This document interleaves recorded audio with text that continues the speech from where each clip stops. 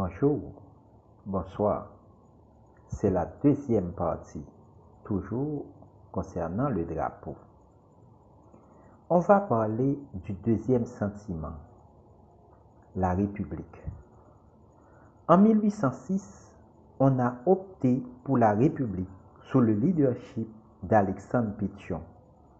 Ce vocable République sous-entend un système politique qui admet l'existence des trois pouvoirs, le pouvoir exécutif, le pouvoir législatif et le pouvoir judiciaire, et un président au lieu d'un monarque à sa tête. Sa longévité dans l'histoire d'Haïti lui donne préséance. Surtout, le choix de l'Empire exige un territoire plus ou moins vaste, un pouvoir central unique et une mosaïque de cultures. Des conditions hors de notre portée en Haïti.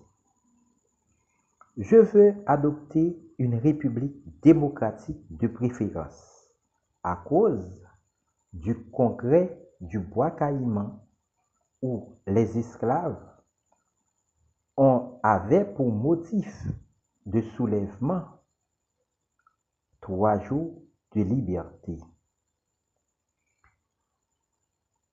Le troisième sentiment, je l'appelle unification.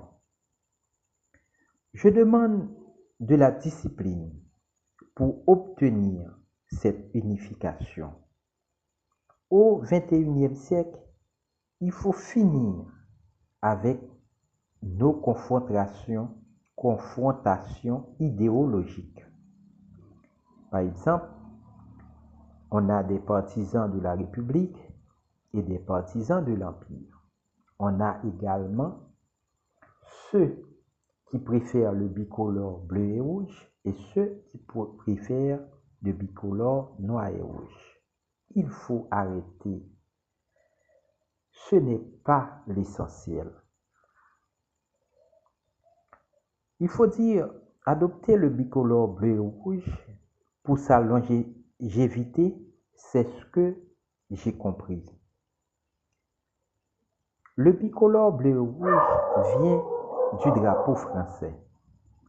C'est une coïncidence que l'historien Leslie Manigat prétend que le bleu représente Erzulie et le rouge représente Ogo, des rois du Vaudou.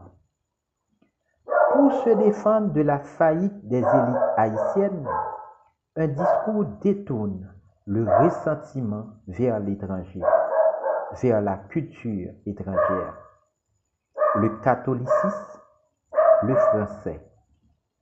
La réponse à la désunion tient de l'économie du pays et de la fin de la marginalisation politique des masses haïtiennes par la manipulation.